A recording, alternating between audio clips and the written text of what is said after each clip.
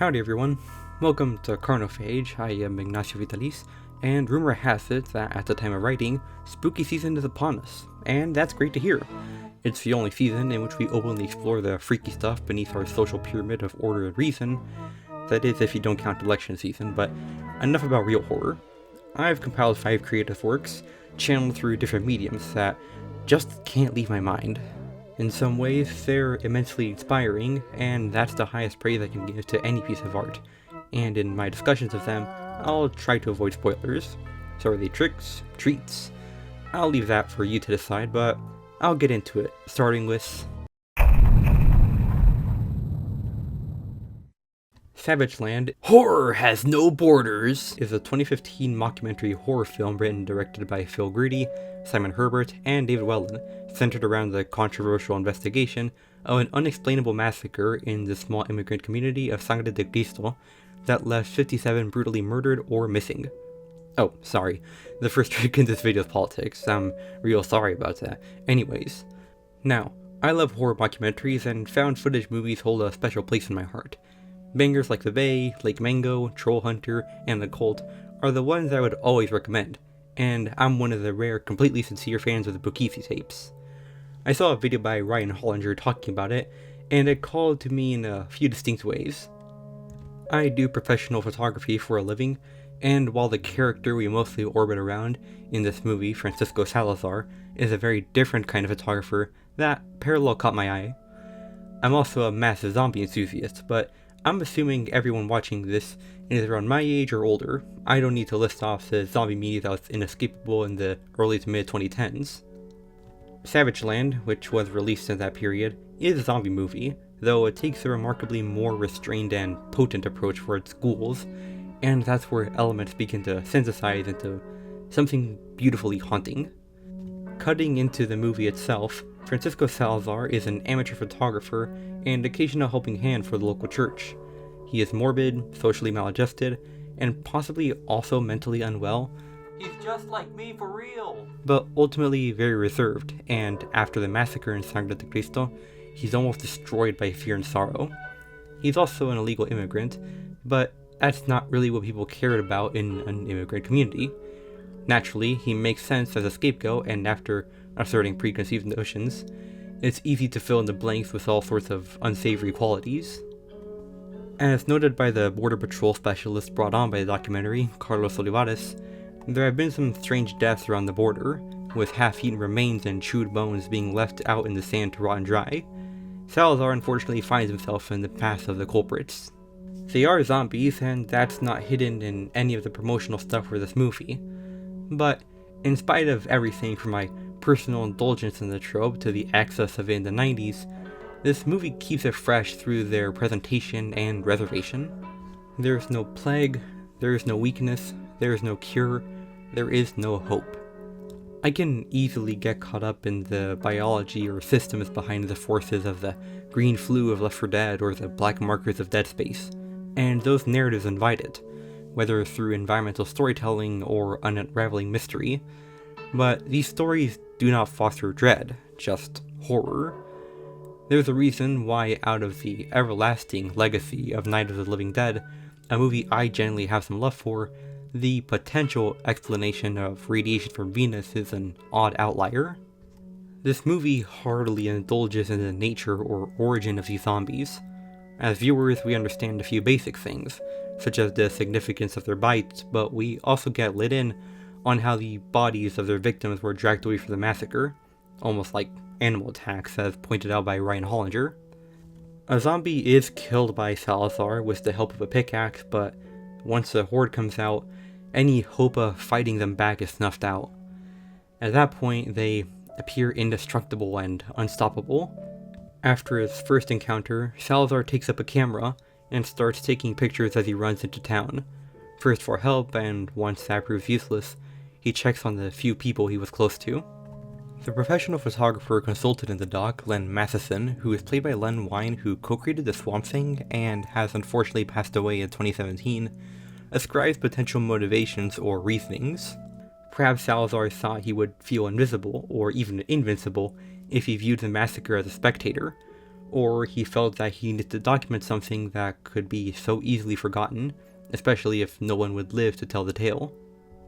Through a back and forth with him and Olivares, we see how Salazar's 36 photos taken from outside of his cabin on the edge of Sangre de Cristo to the other side of town.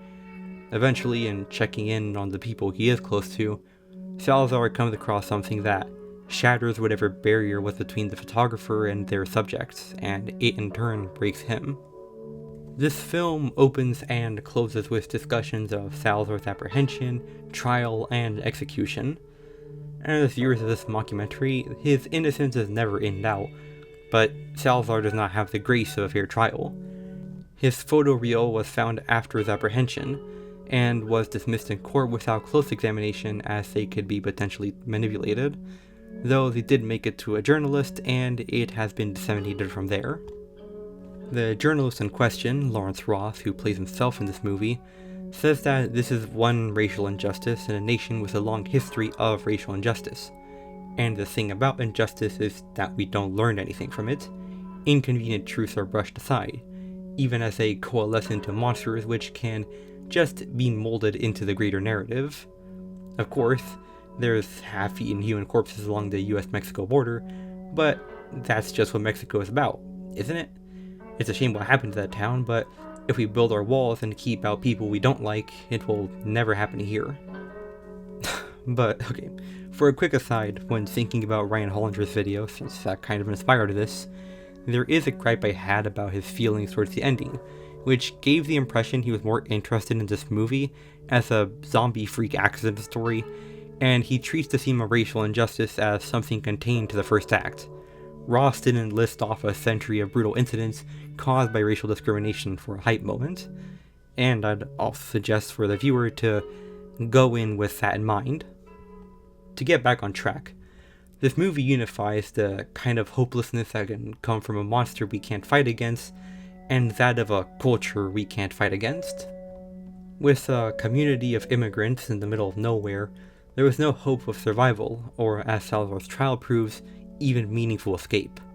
A lot of race horror, particularly after Jordan Peele's Get Out, put a lot of investment on putting forth the worst aspect of racism to shock viewers. Savage Land almost predates the current understanding of race horror, but puts it forth by what was casual and generally understood, especially in 2015.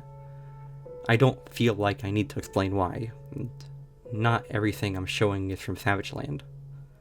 I'm Hispanic, Chicano, to be specific, and while I don't want to talk about myself very much, there is something deep inside of myself that resonates with what this movie says, and it's admittedly kind of scary. I appreciate its honest hopelessness, if that makes sense. It's a horror movie, and there are a few other genres where something like that could be explored. Well, except non-fiction, but enough about real horror. I find its unique depiction of zombies to be truly haunting. It really does make me wish I could emulate these monsters in my own work, but I'm glad we could see them brought to unlife in a story that can inflict dread on every level. If that felt kinda heavy, that's okay, and don't you worry a little head about that. Not every section is gonna be like this. In fact, putting this one up first was very deliberate, because things get a little more casual from here. But that's not to say we're getting unprofessional.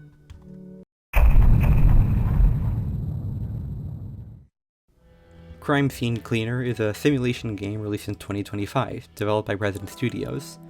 I suppose it's a bit self-explanatory, and I bought this game on the premise alone, but I rather quickly saw that there was more to this one than I could have ever expected. Say hello to Mr. Kowalski, a school janitor and a widowed father, with his daughter Elena suffering from an illness that threatens to ruin their lives financially, and the son of his now dead best friend Tyler getting in trouble after killing his drug dealer. Kowalski turns to the local underworld in order to take care of the only people he has left. If it looks like Kowalski just poured bleach into his eyes, you just wait until you see what Kowalski has to take care of. The first mission has Kowalski cover up for the murder Tyler committed, and afterwards, Big Jim, a local crime boss, hires Kowalski as his personal cleanup specialist, occasionally passing him off to other criminal associates. This means mopping up the blood, disposing of the bodies, retrieving evidence, and so on. and his job will take us from a restaurant massacre to an elite desk game at an art museum. The 10 levels we get are fairly varied in their scale, environments, mood, and themes. There's a lot of hubris, but mostly tragedy, and being the guy who has to sweep it all under the rug takes its toll on Kowalski. Kowalski himself is a very bad character, but he's fit for the job. He cracks his dad's jokes while making smart-ass and disgusted observations. He's also a rather solemn man at times, yet he has no time to mourn. I thought I'd get sick of this guy early in the game, but I eventually came around to his presence. While the game's background music is also serviceable, each level contains some music tracks as collectibles, which can be listened to through an in-game player, and that provides its own share of company during the rather solitary work.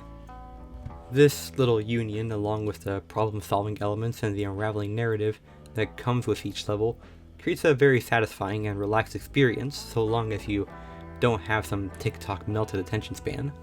Not to say that it never gets overwhelming. Kowalski also has to put back displaced items and furniture, and that level I mentioned earlier at an art museum will have you looking like Kowalski as you search through every nook and cranny for some misplaced sculpture or whatever, and that's to say nothing about the level after that. I still love them in their own ways, but that's just the satisfaction that comes with speeding near insurmountable odds. On top of the regular 10 levels, with another level on the way, there's a challenge mode that disables certain mechanical player aids, and nightmare mode, which remixes levels into surreal contortions of themselves, with new narratives that pick at Kowalski's psyche.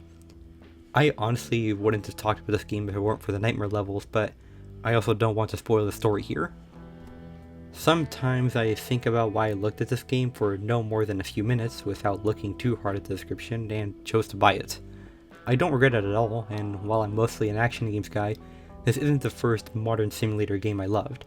That goes to House Flipper, but I guess there's a certain appeal to engaging with morbid subject matter from a detached perspective. A lot of games do that just because of the barriers that exist between the game and the player, but Crime Scene Cleaner actually has you play as someone tiptoeing along that fence with very little concern. However, Kowalski isn't callous by any means. I've spoken enough about what Kowalski is really like, and riding along with him through every tragic bloodbath provides something a little deeper that I don't even see in the environmental storytelling of horror games, even if there's definitely some influence there. Comfort through tragedy and pain realized through the structure of cleaning and the humanity of the reasoning behind it. I never quite thought about it that way, but this game did its part in getting me through some rough emotional times, even if this game is very, very silly at times. I guess that's what makes it match what I see as the appeal of spooky season. I hope you didn't forget what this video is about. And with that in mind, let's keep beating the drum of finding comfort in unexpected, perhaps dark places. While we're at it, why not bring a bass, guitar, and a vocalist? Holy shit, we have Michael Ackerfeld?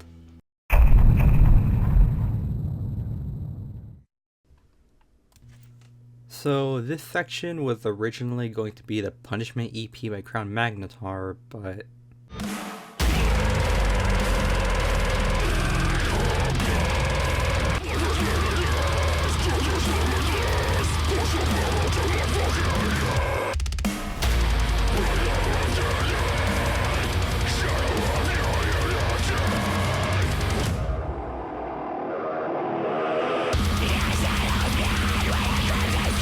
it's hard to talk about something that really speaks for itself.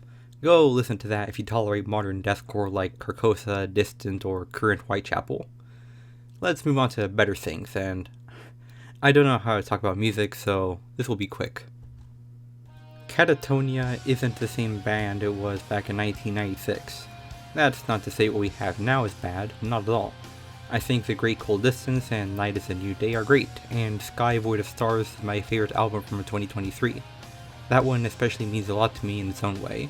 But the year is 1996, and Catatonia puts out its second album, Brave Murder Day. If the vocals on the first album, For Funerals to Come, sound a bit off, that's because they were improperly performed and Catatonia's frontman, Jonas Rinsk, can't growl for a while. Fortunately, Catatonia knows Opeth, as they're a fellow up-and-coming death metal band from Stockholm, Sweden, so Michael Ackerfeld from Opeth can fill in for Rensk. At the time, Catatonia was a death doom band, and Brave Murder Day would be their last foray into the genre, and maybe that's because they could never hope to top this one. To just speak technically on its quality, we have a solid mix here. If you can listen to music in high quality, you can clearly hear the guitars, bass, drums, and background noises. The drums are pretty soft here, though I'm not sure if I'd prefer something more crashing. A lot of the instrumentation is pretty straightforward, and could probably be played as beginner or intermediate material. The vocals, performed by Michael Ackerfeld of Opeth, are naturally quite similar to his earliest work in that band, which is to say they're really good, but he doesn't go too low here to match the instruments. It rarely ever goes into heavy territory, but you can nod along to the catchy rhythms here. Getting more opinionated, I absolutely love the contrast of the harsh and genuinely beautiful this album has going on. Arpeggiated notes cut through a chugging guitar rhythm, and a vicious growl will give way to a soaring melody. In spite of the doom and gloom, the songs always find moments of light and respite. Sometimes it will end with that elevated tone, or end peacefully as the two moods come to peace with one another. This album works so well by keeping them balanced, and it's something I simply don't see too often. It's probably the earliest metal album that I've seen go for it excellently. The lyrics don't have any narrative attached to them, though they have a mostly somber style, with many mentions of death, decay, and changing times. With Ackerfeld's distorted vocals complementing the instruments in their own way, I wouldn't get too hung up on this choice, though his style makes them pretty easy to understand if you want to follow along. The third track of this album, Day, is a really weird outlier from the rest of the album, and the vocals are not by Ackerfeld but rather Rensk, who at this time was just not as good as he is now. It's in a completely different style from the rest of the album, though it's not so off in tone. It does make it my least favorite, and I don't put it in any musical rotations, but that's the only song off of Brave Murder Day that I feel this way towards. If there's a more general gripe I have, the tone might be consistent to a fault, with some people and some songs could feel samey, especially in the complete version available on most streaming services. That's about an hour long. The original version, which omits End Time, Nowhere, and At Last, is only 40 minutes, and there's a reason for that. Little gripes aside, they don't come to mind as long as I skip the third track. Listening to this one in full feels like going down a river during rainfall, and everything is purple for some reason. It's another little harmony of the beautiful and haunting, perfect for a relaxed October night.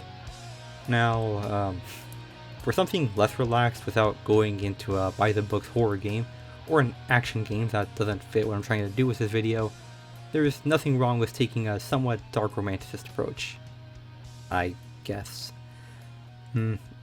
Christ. How do I actually transition it into talking about?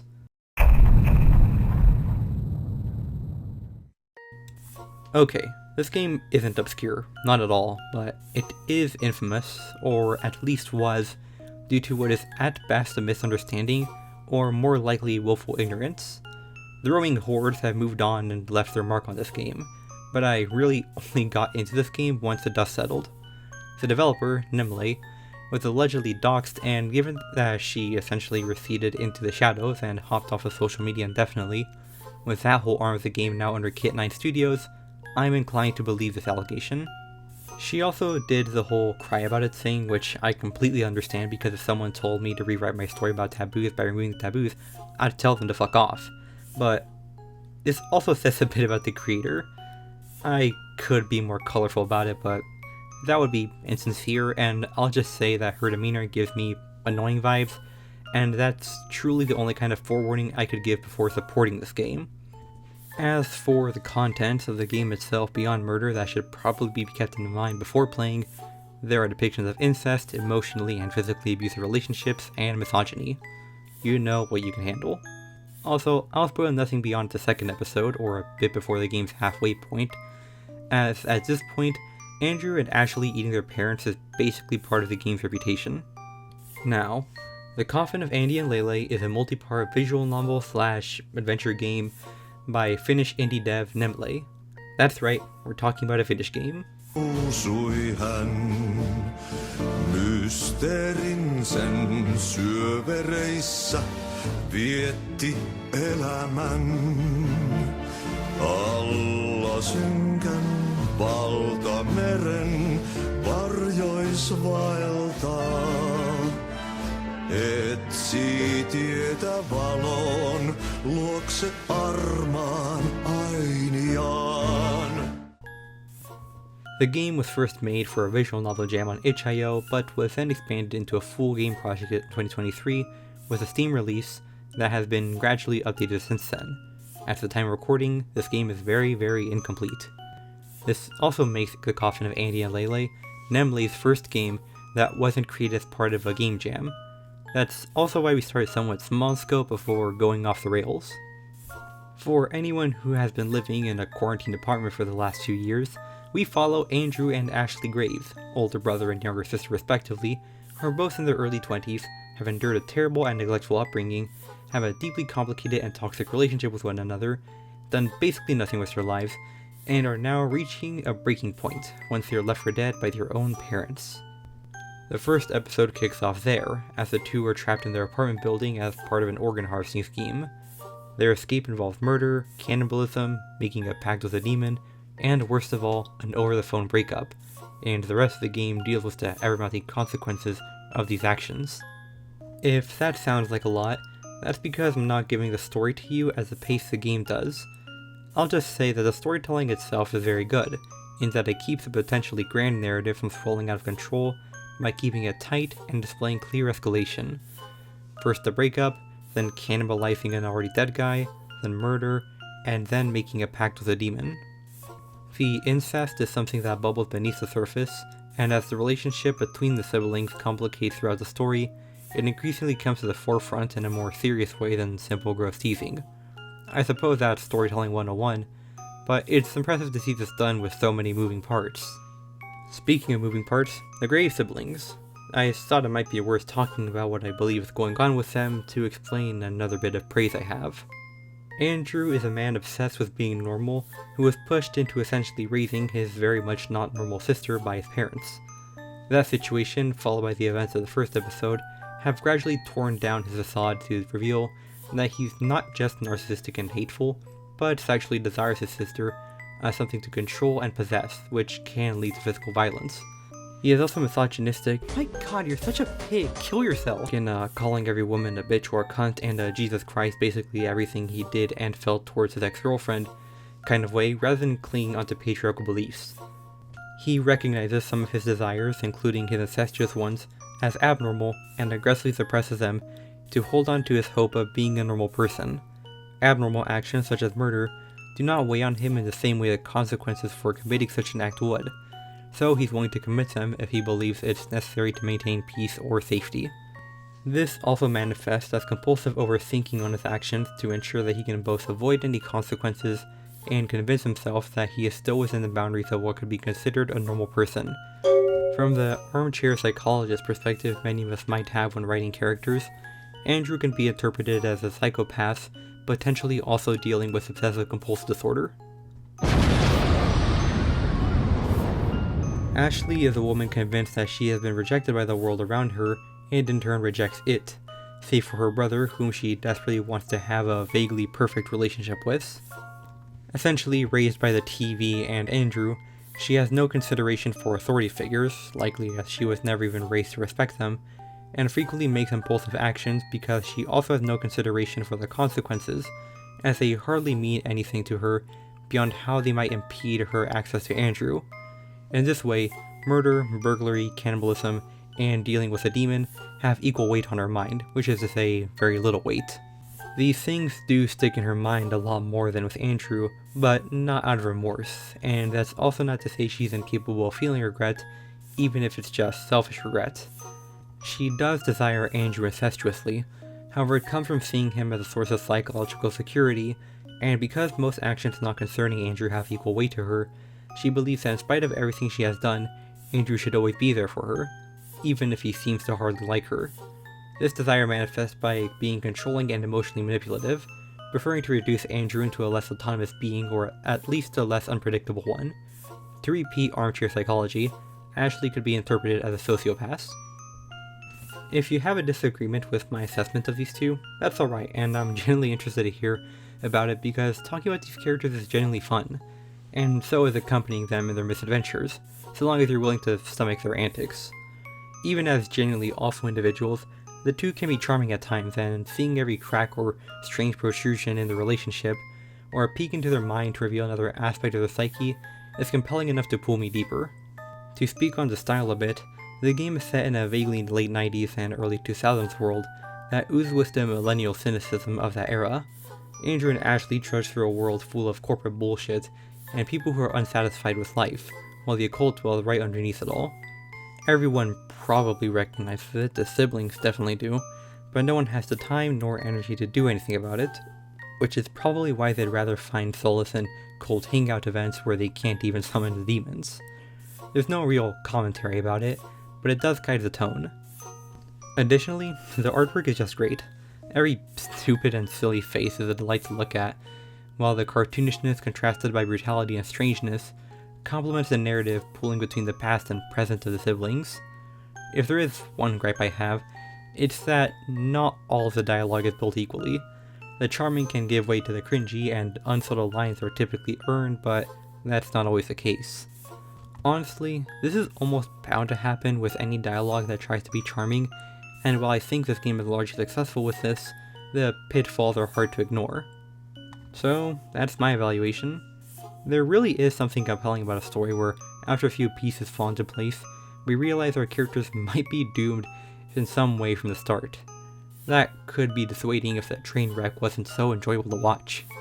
The occult elements and the dark romanticist influences complement the spooky season, and if you're willing to swap creeping tension for mounting pressure, you can probably have a good time with this. Some people actually play this game in duos with each person voicing a sibling. I don't have any close friends, so I don't know what that's like, but I did a whole playthrough voiced by myself and recorded it basically for my own amusement. I had a lot of fun with that, but no way I'm sharing that until I find a good occasion for doing such a thing. For something you actually can watch, I've seen it in action through playthroughs by May.mkv and Aster, and it's an absolute blast to watch. Considering how light it is on gameplay as a visual novel, this is its own valid way of experiencing the game's story. Now, maybe I've been getting too easy with actual horror at this point. There is a value in seeing fictional characters at their worst to explore these kinds of emotional dynamics. But we can get weirder, and we can certainly get lower. And by we, I mean that the horror is truly in our hands now.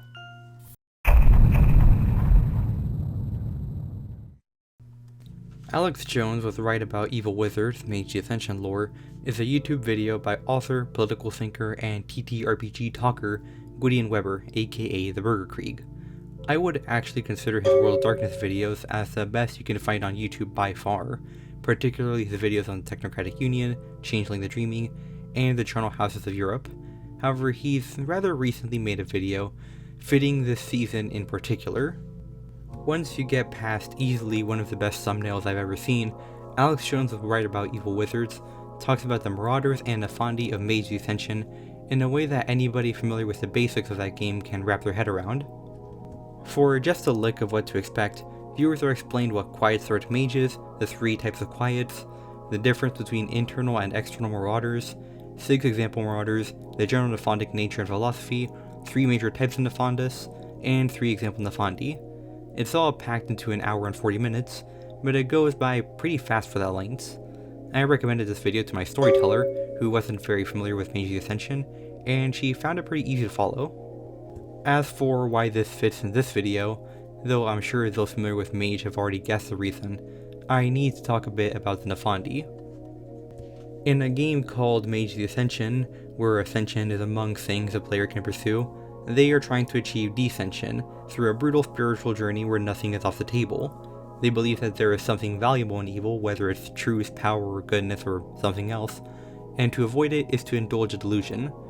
With their magical powers really only limited by their will, imagination, and understanding of reality, they can go to some very extreme places to further their descent.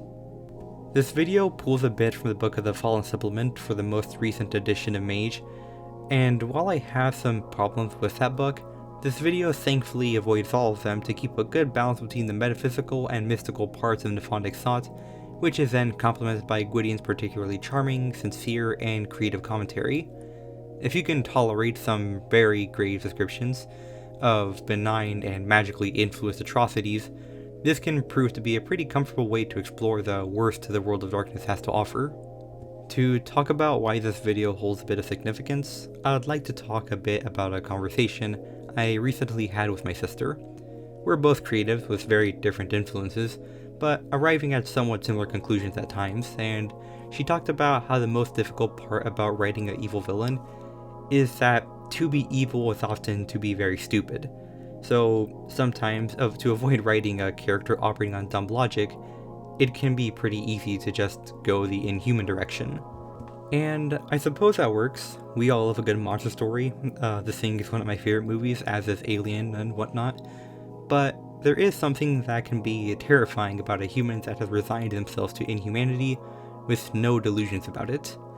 A bit early into the discussion of the Nefandi, Gwydion provides their perspective on the world through various cynical truths about the real world, and it's a good hook for making a believable yet absolutely vile villain. All of this is pulled back by acknowledging the flaws with this view of reality, its presumptions, futility, and even its cowardice. It tempers our perception to make these characters all-powerful or all-wise, and I'm sure there's little reason to explain why we should oppose people obsessed with predation, dominance, and destruction. That's why I want to end on this video specifically. So long as you know your limits, this video gives a comfortable exploration of the absolute worst, with a mystical flair that fits the extraordinary atmosphere of the spooky season, and it feeds imagination, with the appetizer of the Marauders and the main course of the Nefandi. Not that the Marauders can't be fascinating in their own right. Hell, the storyteller I talked to found the Marauders to be more interesting figures in this video, and that's perfectly valid too. When I started this video, I said that some of these creative works were immensely inspiring, and in spite of how bleak this video can be at times, that's what this video gave me: inspiration. And now I'll let you freeze off the leash. Whether you're looking for thrills, entertainment, relaxation, intrigue, or inspiration, we can find those things in art that on its surface might disturb, repulse, or even horrify us. And what does a season celebrate more than that, and overconsumption of candy? Now, I need to get back to some scripts. The next part of the 40k iceberg is about halfway done, recording for the second and final part of the World Darkness iceberg is underway, and I'm compiling visuals for the next spooky story, so stay tuned for that. I really hope you've enjoyed your time here, to some extent, found something of value in the works that I've recommended, and most importantly, I hope that you have a delightful spooky season.